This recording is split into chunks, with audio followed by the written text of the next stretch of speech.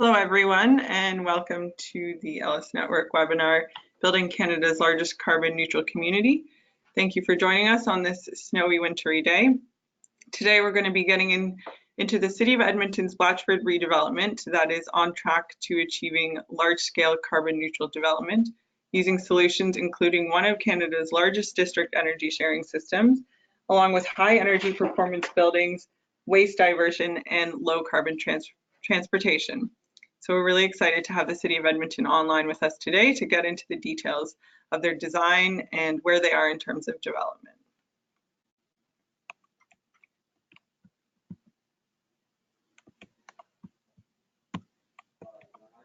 All right, so your speakers today is myself, Geneva Starr. I'm the LSNetwork Project Manager at the Canadian Urban Institute. I will be joined by Tom Lumsden. He's the Development Manager for Blatchford at the City of Edmonton. We will also hear from Larissa McClure, who's the Senior Land Development Engineer at the Blatchford Redevelopment Office.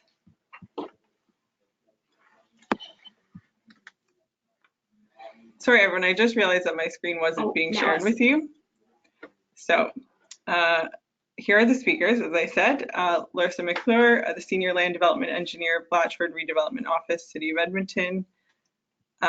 As well as Christian Felsky, Director of Renewable Energy Systems, Integrated Infrastructure Systems at the City of Edmonton.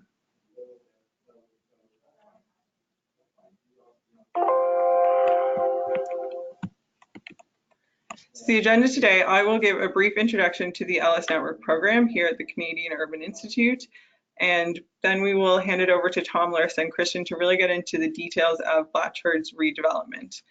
And I would like to encourage you all to send in your questions throughout the presentation. We will have a Q&A at the end of City of Edmonton's presentation, and we will get to as many of the questions that we can. But again, feel free to send those in at any time, and we will have them, we'll take note of them and get to them at the end here. So just a bit of background on the Canadian Urban Institute. We are a nonprofit applied research organization that is dedicated to achieving healthy urban development. We were founded over 30 years ago now, and we help the public and private sectors build capacity for informed creative decisions, shape public policy, and implement the best community practices. So the LSNetwork is one of the programs that we run through the Canadian Urban Institute. The LSNetwork is an initiative that we run here at CUI that is to support the adoption of smart and efficient technologies to help reduce community GHG emissions and improve the overall quality of life for residents in Canada. We are primarily funded by Natural Resources Canada with additional funding from Cree Canada and Census. And who we are. So LSNetwork was actually started over 10 years ago under the name of Lightsavers Canada. It was started at the Atmospheric Fund as a market transformation initiative to accelerate the adoption of LED streetlights and smart light controls. Once we saw the market shift to LED streetlights all across Canada, oh, we have someone that can't hear.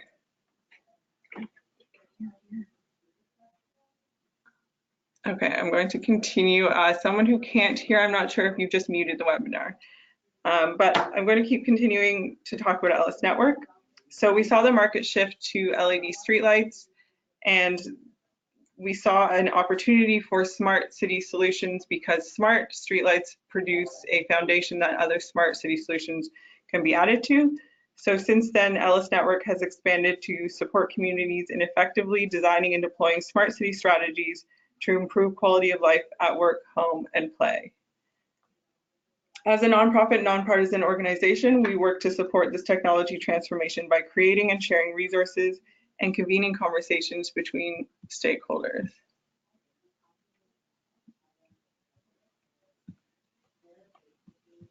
So here are just a few examples of what we do. We have many resources up on our website at lsnetwork.org. They range from best practices guides to more technical documents that look at how you actually procure LED streetlights or smart adaptive controls or smart city solutions. So here's a couple of examples. We have our smart planning smart cities, and that's actually a best practices guide for developing a smart city master plan.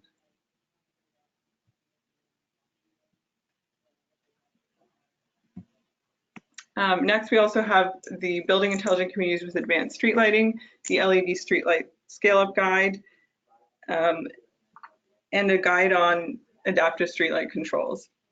So I also wanted to let you know that this webinar will be put up on the website. We will also be developing a case study based on the City of Edmonton story. And we are also developing a guide on other smart energy solutions, a best practices guide. So we're looking at solutions that have been implemented in cities across Canada and the world, and what are the best practices for other municipalities looking to adopt these smart energy solutions. So you can stay tuned for that. I also wanted to draw your attention to a webinar we did just a couple weeks ago, which we called Creating an Accessible Solar Economy. And that looked at how a school system in an underserved community of Ohio is now producing 70% of its energy through rooftop solar, and it's gaining immediate economic and social returns. So that webinar is actually posted on our website, LSNetwork.org again, and you can watch the full thing there. Okay, and lastly, before I hand it over to the City of Edmonton, here's where you can reach out to us. My name is Geneva Starr. There's my contact information. Again, you can find all of our information at lsnetwork.org, or you can find information at the Canadian Urban Institute at canurb.org. So now I'd like to give a bit more background on our speakers today. So we're going to start with Tom Lumsden. Tom is currently the development manager for the Blatchford redevelopment project in Edmonton. He's leading the team responsible for planning, building, and selling the community. As we've discussed, one of the largest sustainable development projects in North America. Tom has over 22 years of experience, and he brings a wealth of knowledge and expertise in land development and the public and private sectors.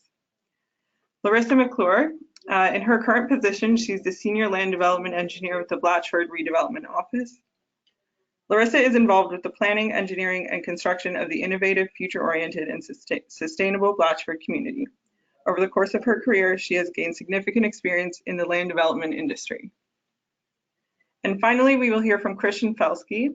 Since 2016, Christian has worked on developing the renewable energy portfolio within the Integrated Infrastructure Services Department of the City of Edmonton. In his current role, he is responsible for leading the development of the Blatchford Renewable Energy Utility, including the district energy sharing system, and being the city project liaison. So we're really excited to have them all here, and I'm now going to pass it on to the City of Edmonton, who's going to give you an insight into Blatchford development. So, City of Edmonton, if you'd like to take it away. Thank you, Geneva. So this is Tom Lumsden. As Geneva said, I'm the development manager of the Blatchford Redevelopment Office, and I work for the City of Edmonton. However, we are acting as a developer in this project. So for those of you who don't know, first of all, thank you for tuning in today to listen about our project. We're really excited about the opportunity that we have here. For those of you who don't know, this was an old municipal airport in the City of Edmonton. And actually, fun fact, it was the first licensed airport in Canada in 1927. So it's the oldest airport in Canada, and now obviously closed. In 2008, Edmonton City Council started thinking about closing it. So they started thinking about ideas of what they wanted to do with the land. It's essentially 536 acres just north of downtown. So in an awesome location, central to Edmonton. Actually, can you go back? Sorry. So airport was closed officially closed in 2013. The last airplane took off about 6 years ago from right now, the end of November 2013. And in 2014, we went to work starting to take apart the airport, removing some of the hangars, some of the runways, and starting construction of stage one. We seem to be glitching between slides. Anyway, so through the construction starting in 2014, like I said, in 2018, we were actually ready for sale with some parcels. So from the last plane taking off in 2013 to the end of the 2018 construction season, we were able to go from an active airport to the first stage of development ready for sale.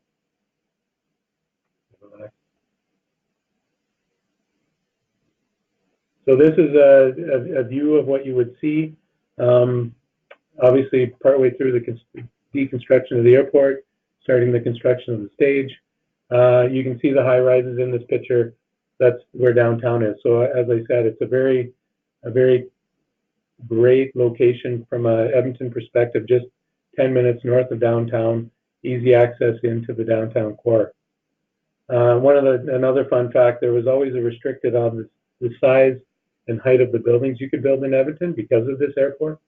So as soon as the airport was closed, we were able to build, the next fun fact I can tell you, the tallest building outside of Toronto in Canada. And you can kind of see it in the picture, maybe not, it's an old picture. Okay, next.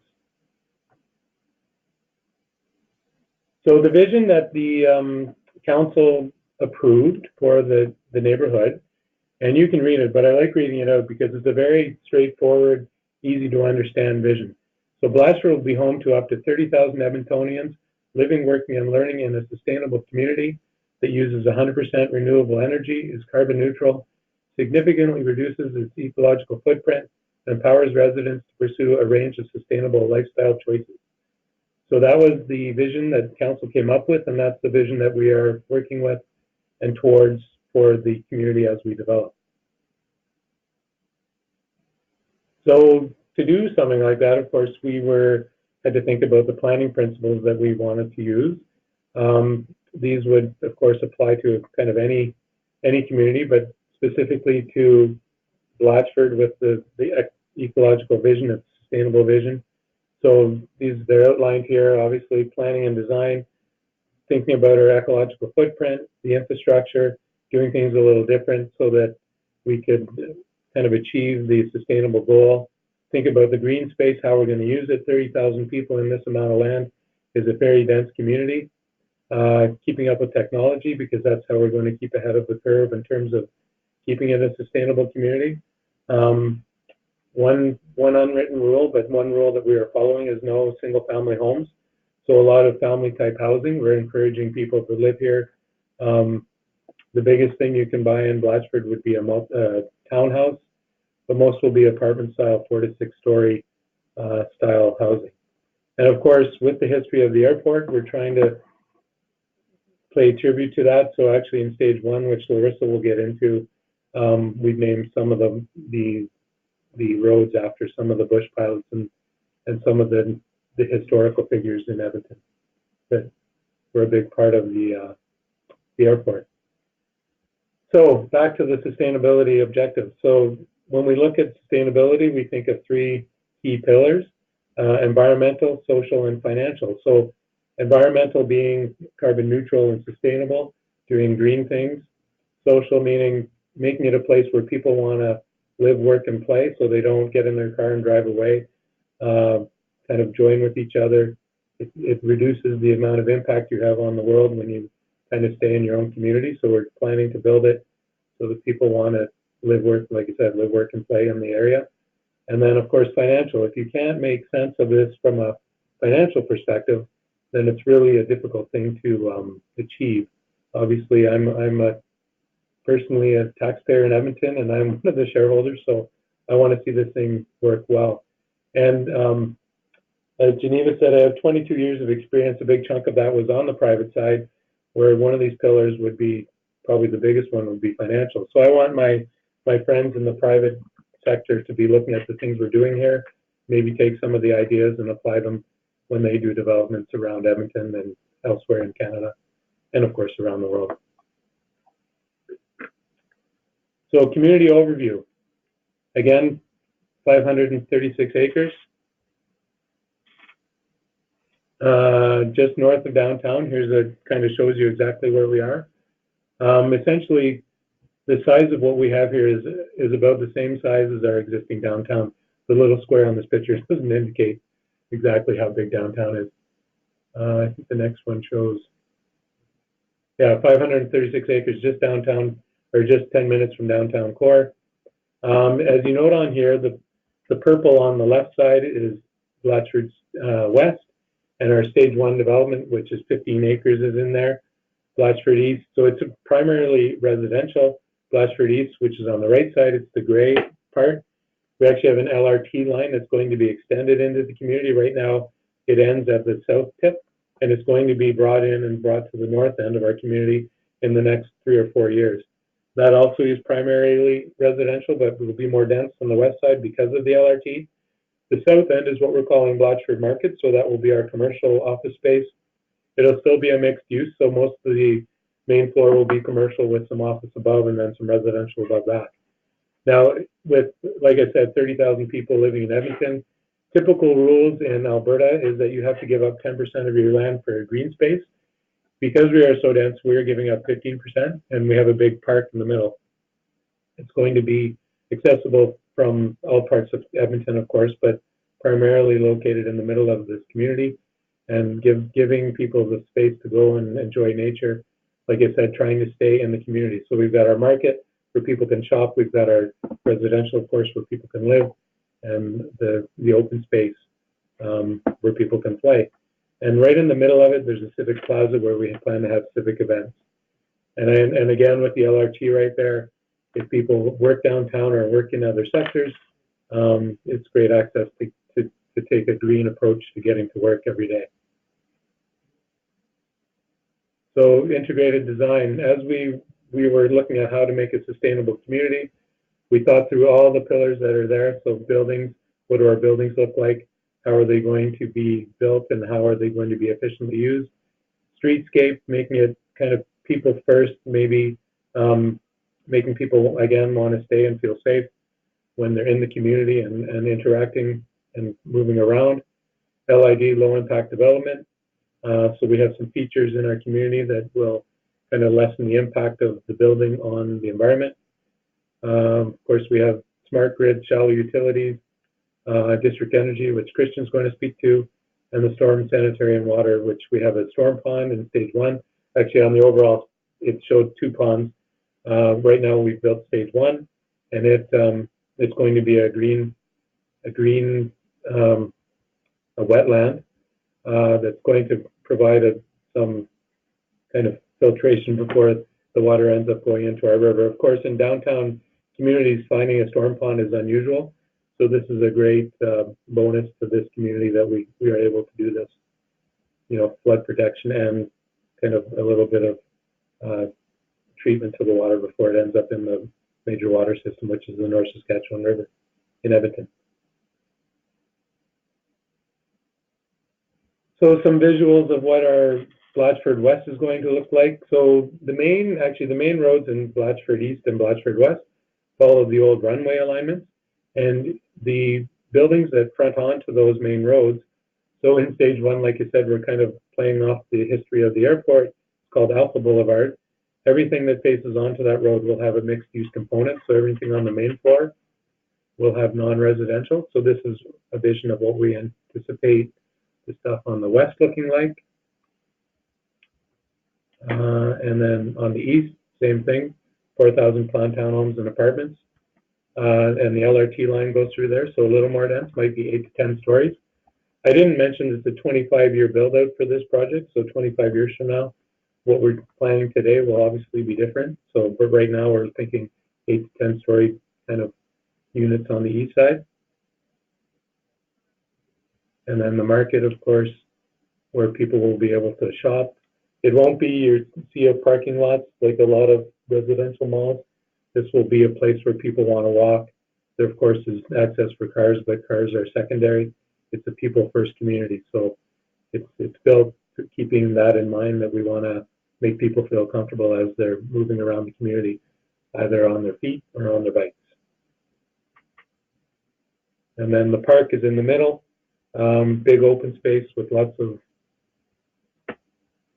usable trails and wetlands, and we're actually using all the waste from the buildings, or all the excavation material, and building a big hill, so they'll be able to have good viewpoints there as well. And then the plaza is right in the dead center. That's where we anticipate having civic events when things are happening and building gathering spot for everybody in the community to want to meet and go to socialize. So again, thinking about a complete community, diversity of housing types, like I said, we're everything from a townhouse to an 8 to 10-story apartment style building.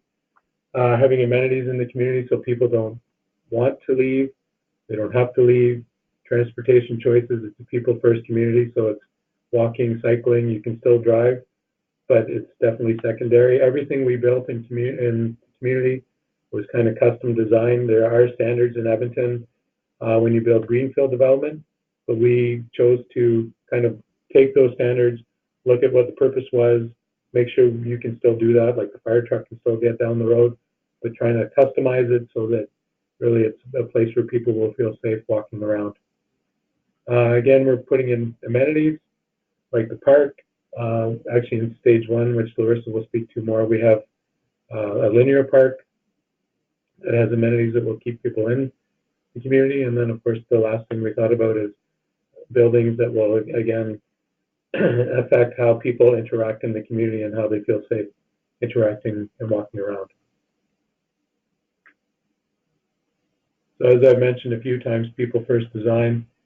It really is. I've done presentations where people ask what the speed limit's going to be, and I will say, number one, that's not my job. Number two, it doesn't matter, because when you drive into Blatchford, you won't be able to go fast. The community's built, like I said, with people in mind. You can still have a car, you can still drive around, but we've kind of narrowed the streets as best we can, so that people, really the preferred option will be walking or going slowly out of the community and hitting the other parts of the city. And again, with 2 LRT stops, it's actually, I think it's awesome that we have that in this community, because it does give people the opportunity to do that. And now on to Larissa. Thanks, Tom. So I can speak to more of the finer details of stage 1 and how we are actually implementing the community plan that Tom kind of outlined. So you've seen this image in an earlier slide. This just breaks down kind of the districts of the Blatchford neighborhood. And hatched out in the Blatchford West district is stage 1. It's approximately 6 hectares, 15 acres, located in the west. In order to service stage 1, we had to build the south stormwater pond. You can see there's 2 stormwater ponds planned within the Central Park area. We needed the first one to service stage 1.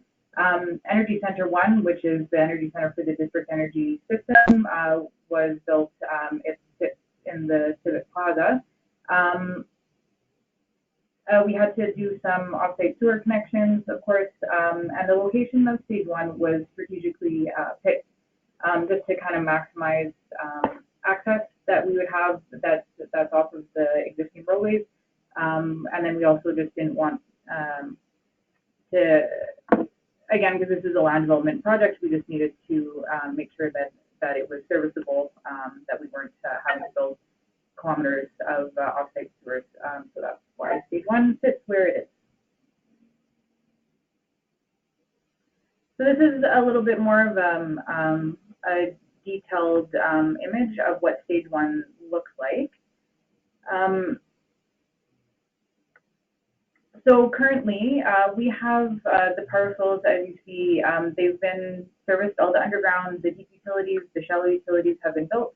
The roadways, the majority of the sidewalks have been built, and we will aim to have everything landscaped, including the storm pond, by next summer. The product type in stage 1, as Tom mentioned, there's no single-family homes. It's going to be townhouses as well as mixed-use buildings that run along the main road, which we named Alpha, that runs through the West District and connects into the Blatchford Market area. The fuchsia colored parcels that you see, they have been sold.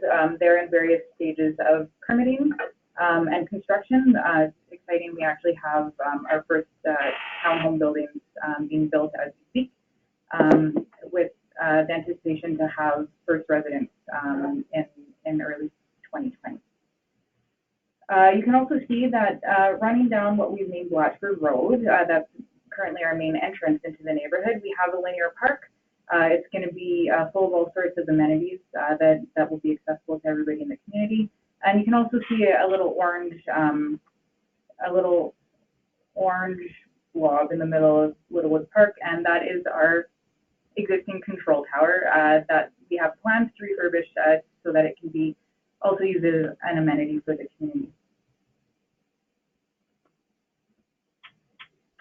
And this is a rendering of what we are, what stage one is going to be looking like. This view is actually from the control tower. It would be if you're standing at the top of the control tower looking east towards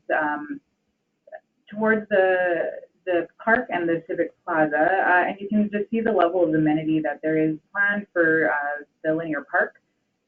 There's community gardens and orchards, there's plazas and gathering spaces.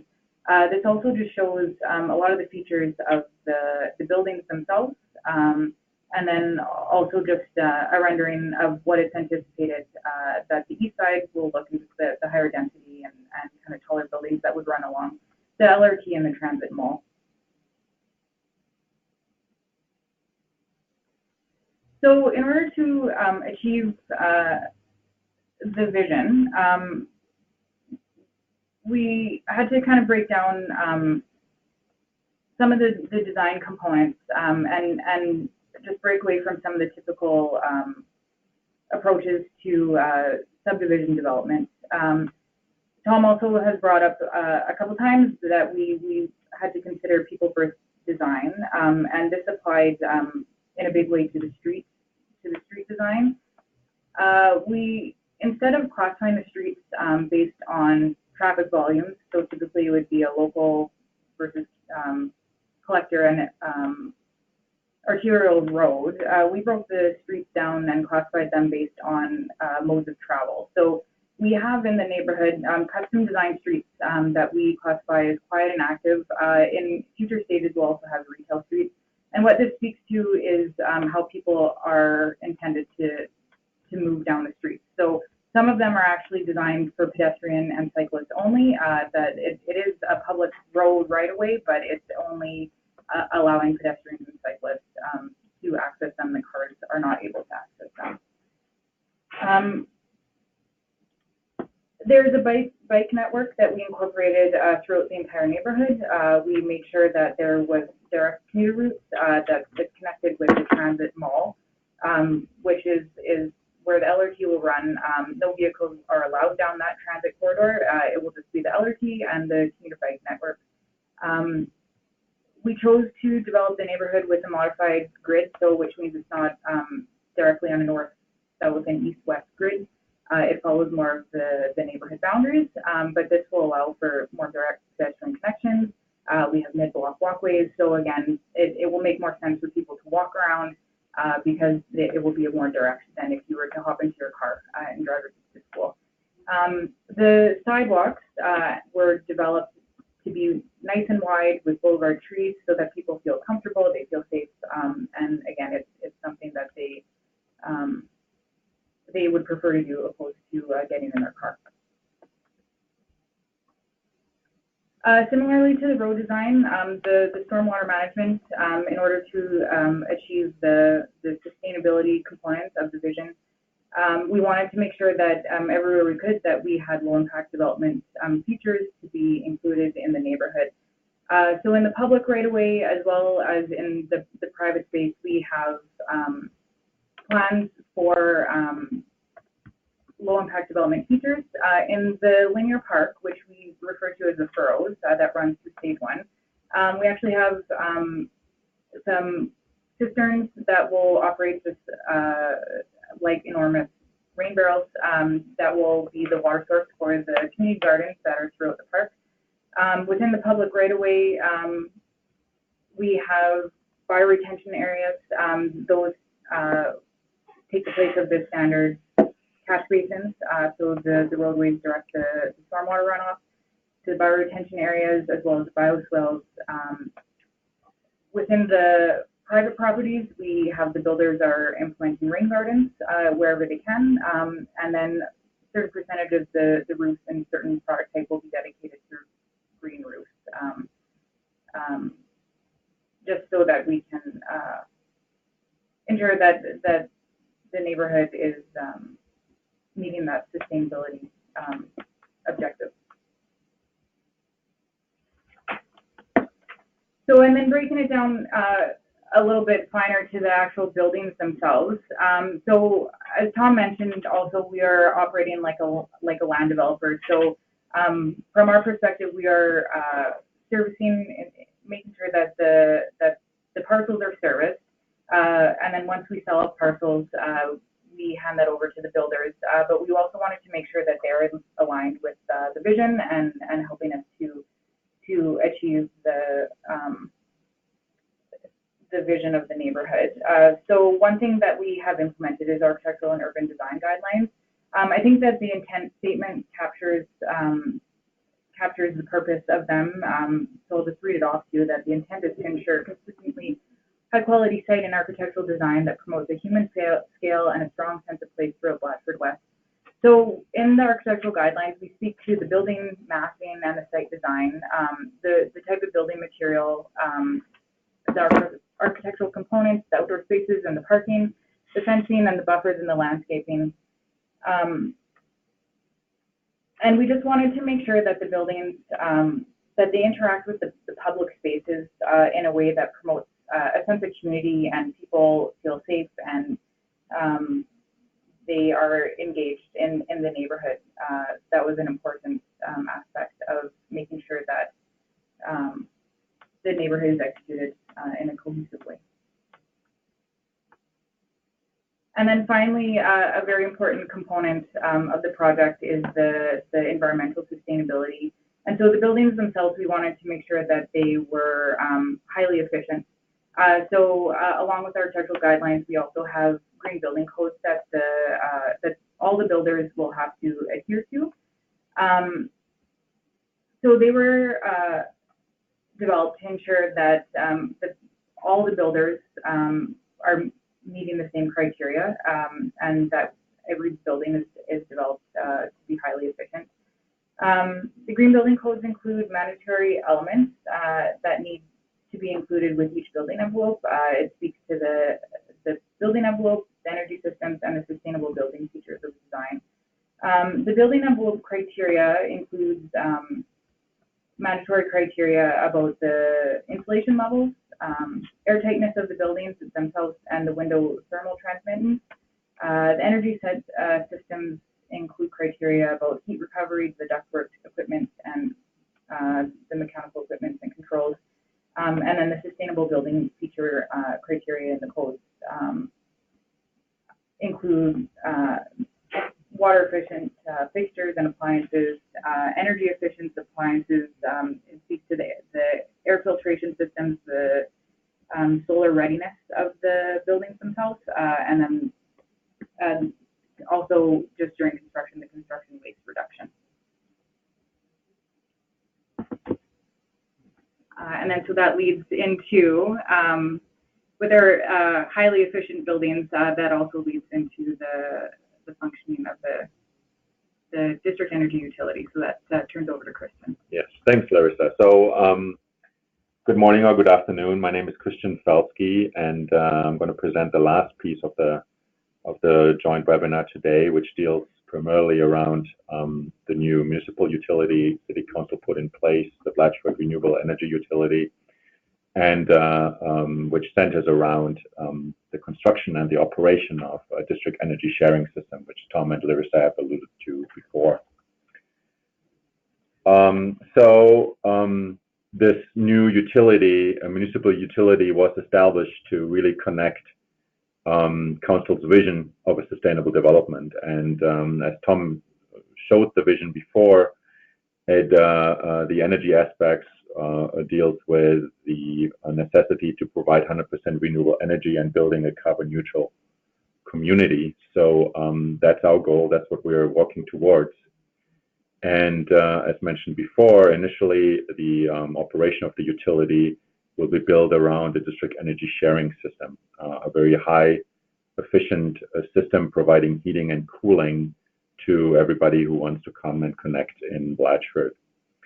City's council's vision won't stop there. They've asked us to look at what other emerging technologies are out there, and our goal and I guess our job is to consider some of these when they come online, when they get to a stage where they are practically feasible, integrated, and also financially feasible to implement them in the Blatchford community. The concept of a municipal-owned renewable energy utility is not something new. There are examples in this country and all over the world where new utilities were governed by a municipally owned entity. So our rates and all our fiscal and our operational requirements are regulated by our city council. One important thing to mention from a utility perspective, that for the Blatchford community, there's no mandatory connection requirement to connect to the utility.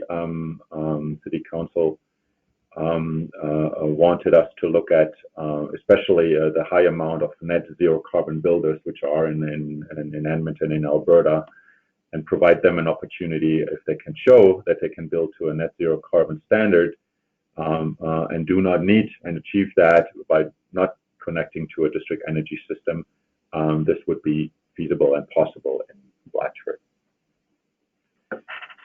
So a couple of thoughts around the Blatchford energy strategy, which I think is obviously lays the backbone for the work we're doing. There are really three key pillars towards it, and Larissa and Tom mentioned, I've talked already about the first one, which is titled conservation. So that's really the implementation, the construction of high performance buildings. The green building codes, Larissa has mentioned, obviously play a very important role in building buildings in Blatchford, which require less energy compared to a traditional building in Edmonton or in Alberta. So the requirements are higher than the one of the current building codes in the province, and continues to be, or I think in the future continue to lead building codes aspects, which are probably more stringent in Blatchford than they are in any other development in Alberta. Efficiency represents the second pillar through the operation of a ambient temperature loop district energy sharing system, providing heating and cooling to buildings. A very efficient way to do that, using the ability to share energy between buildings, which can save up to, in our case, up to 50 to 20% of energy right from the get-go. The implementation of a heat pump-based system fueled with renewable energy sources allows us to be very efficient here in terms of providing heating and cooling. And heating is something definitely we need here in Alberta. The last pillar focuses on renewables. As mentioned before, Council's goal was here to provide 100% renewable energy. So in the first stages, we're dealing with a geo-exchange system to utilize the heat in the ground. Future stages will see us looking at the ability to gather heat or take heat out of the sewer network. There are two distinct bigger sewer pipes, two sewer trunks under the land, under the Blatchford land, which we want to tap into and put it into the district energy sharing system as a second step. The integration of solar is obviously something which works in Edmonton quite well, and that's something we're looking at initially for the utility, but secondary also then for the community once it's been built and grown up. So all of that, what I've said, we have a little bit of a video which we're trying to show here, and it really follows the Blatchford energy strategy I just explained.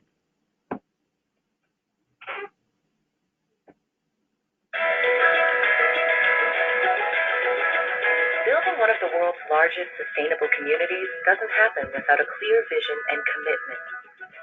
Blatchford is being built from the ground up as a model for green, renewable, carbon-neutral planning and design. Blatchford's energy strategy focuses on 3 pillars: energy conservation through high-performance green buildings, energy efficiency driven by an innovative district energy sharing system, and the incorporation of renewable energy sources like geo-exchange, sewer heat recovery, and solar PV. Blatchford is supported by a district energy sharing system, which is a centralized system built in the community that distributes and shares heating and cooling energy throughout the neighborhood. Sharing energy between buildings can reduce overall energy consumption by 15 to 20% compared to traditional energy systems. The first stage of the district energy sharing system uses a geo-exchange field as its main renewable energy source. Blatchford's first geo-exchange field is located under one of our stormwater ponds and will support the first stages of residential development. Geo-exchange involves a system of underground boreholes that transfer heat to and from the ground, pulling the natural heat from the earth in the wintertime and transferring excess heat from buildings back into the ground in the summer. The first energy center will be the heart of the initial stage of Blatchford's district energy sharing system. Using heat pump technology, the energy center transfers energy from the geo-exchange field to homes and back again through a network of water pipes beneath the Blatchford roadways. Instead of a typical furnace or boiler system, each building will have a heat pump-based energy transfer station, which extracts the thermal energy from the district energy sharing system and upgrades it for the building's heating, cooling, and domestic hot water needs. Heat pumps upgrade energy more efficiently than a typical furnace, reducing Blatchford's greenhouse gas emissions compared to a business-as-usual community. By using a flexible approach and taking advantage of some of the most innovative and efficient technologies of today, Blatchford will help establish Edmonton as a leader in community-led renewable energy.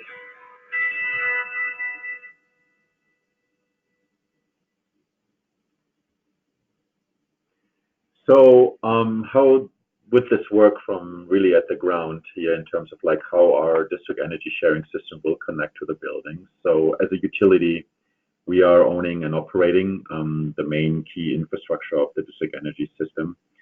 We're providing the infrastructure up to the property line, and we're also installing our energy meters within buildings. And also when we talk about condos, we're installing and operating and maintaining the energy transfer station, which basically replace the traditional central mechanical room.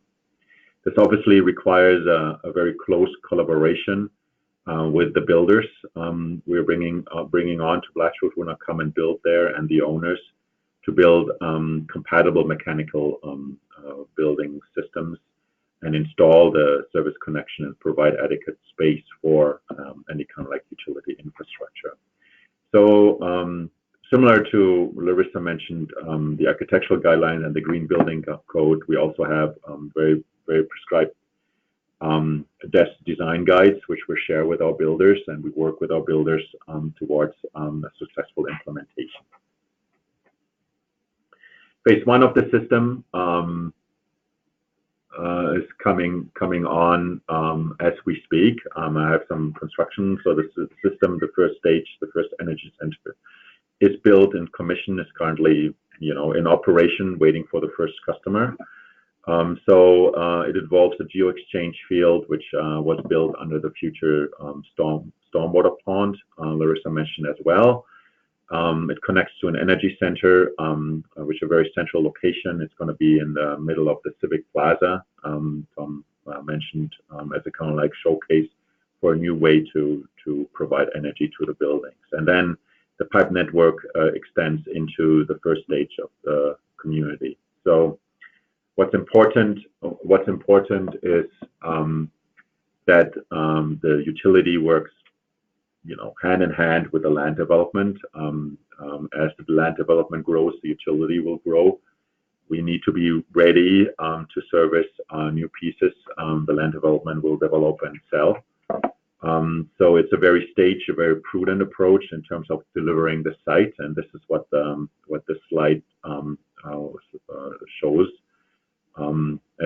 mentioned, we're in the first stage. We are actually in parallel planning the second stage, which is in the Blatchford Market area, which involves the sewer heat exchange. So over the full build out over the next decades here, we're expecting to have like 5 or 6 energy centers located throughout the community, powered initially by geo-exchange or sewer heat options, or any kind of like other emerging technology which we would like to evaluate and implement if feasible. What does this mean on an individual basis? And I think this is like a very detailed, but I'm going to speak about it high level. Basically, if you compare typical townhomes built in Edmonton, the existing building stock, and compare it to a Blatchford townhouse, you'll see that the overall energy input, primarily through natural gas or electricity on the townhomes outside of Blatchford, will be reduced by up to 2/3. So that's a quite significant decrease in energy requirements, mainly through the utilization of very efficient heat pump technology, which will provide the heating and the cooling in the buildings. So overall reduction of about 2/3 in energy consumption. What this means overall for the greenhouse gas questions, that's obviously something our council also has a distinct interest in it. So we see over the next 50 years here an annual reduction of about 30,000 metric tons of CO2 annually. So that's quite significant.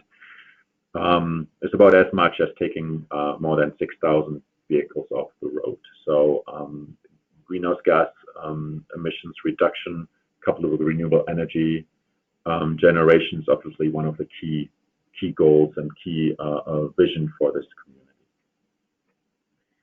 So a couple of slides and mostly some pictures around the energy center. So this is the rendering of the energy center, and actually in the next few slides we see a bit of a construction progress. From the top left picture, where we see the installation of 570 geothermal wells, about each of them about 150 meters deep, 6 meters apart, basically connecting to the energy center, which you see on the right. We also have a bit of a solar installation on our energy center. It's not much, but it's kind of like in terms of performance and output, but it represents the kind of like sustainability aspect of the first energy center and the first phase of the district energy system. The picture in the middle on the bottom shows a bit about the distribution piping system, which goes into the development. So it's built under the roads and connects to each property line right now. So there's a 2-line system, a supply and a return line, which is basically HDPE piping. As I mentioned before, Energy Center 1 is completed and it's commissioned, and it's now waiting for the first customer. So here are some pictures of it. This is on the left, you'll see a 1 megawatt heat pump. There are space to add 2 more heat pumps in the buildings, but they will be installed at later stages when we're expanding, when we go into the next stages of land development. So overall, Energy Center 1 is expected to service the first 3 stages of land development, and until then, a new energy center would be needed. So I think this concludes the presentation piece of this, and we're waiting for any kind of like questions or discussion points. I'm happy to discuss with you guys. So thank you very much. Okay, thank you, Tom, Larsa, and Christian. We did actually get quite a few questions here. And so I'm going to let you keep your slides up in case you want to go back to reference any of them as we go through these.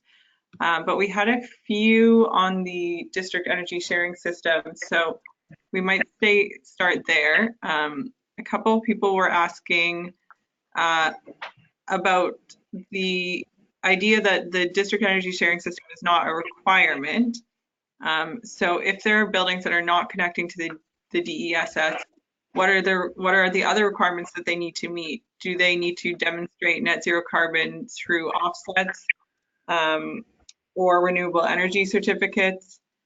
And then someone also asked if the DESS is not mandatory, what was the business case to have it implemented? So those are two kind of big questions if you want to start with those.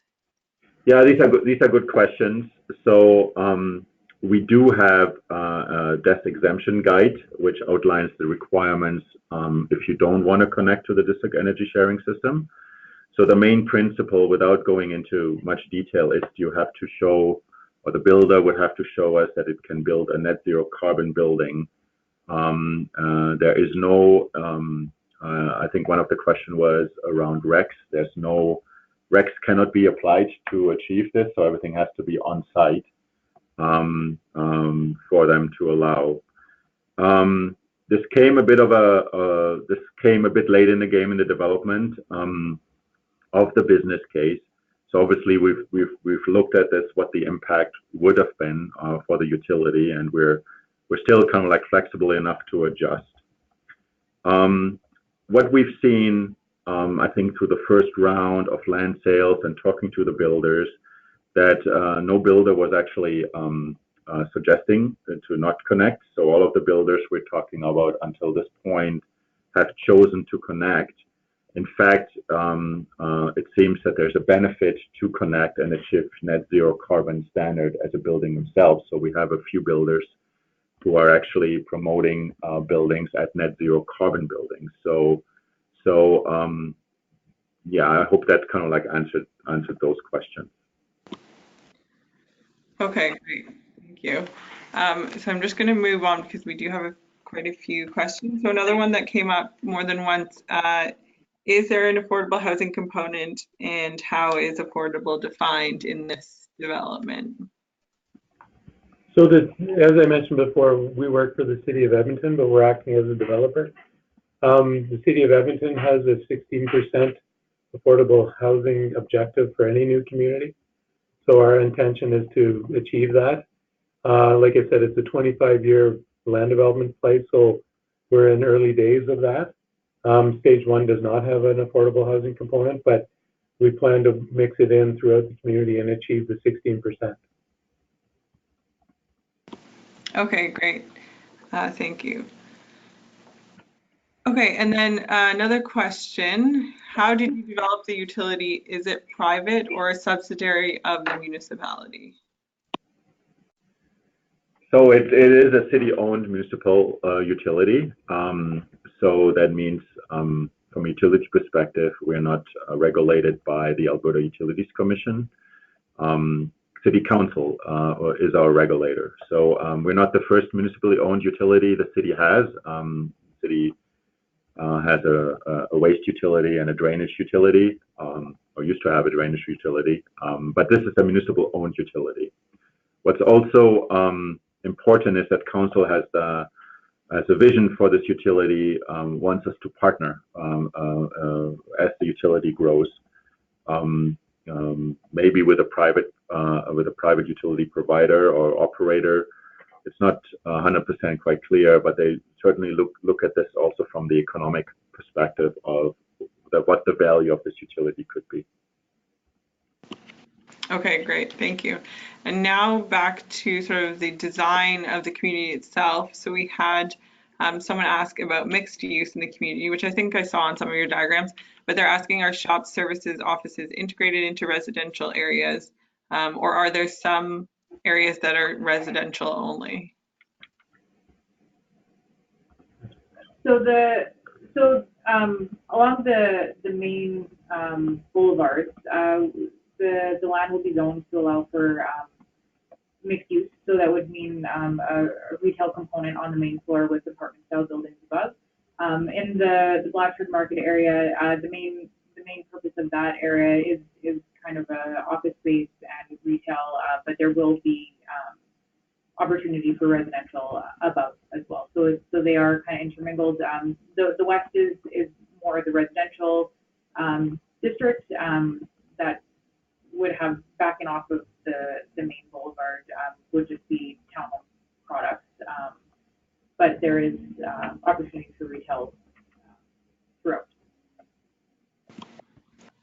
Okay, great. So just following up on that, so is there mixed use a requirement in the architectural and design guidelines? Yeah, certain parcels of land do have a requirement to have the mixed use and the retail component. And again, they're the ones that are adjacent to the main street. Right. Okay, So great. going up, sorry, if you look at the east and west district, along the main street will be mixed use, but backing off from that, it'll be just residential. Right. And then another quick design question was, are the pedestrian and cyclist only streets, do they extend beyond Blatchford or towards Edmonton downtown, or are they just in the Blatchford community at the moment? So they're just custom streets designed within the Blatchford neighborhood.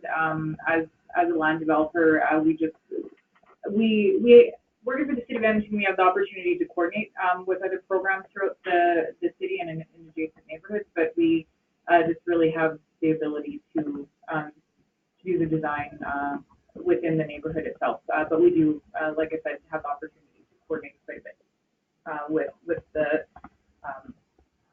other programs like the bike network around the city as well.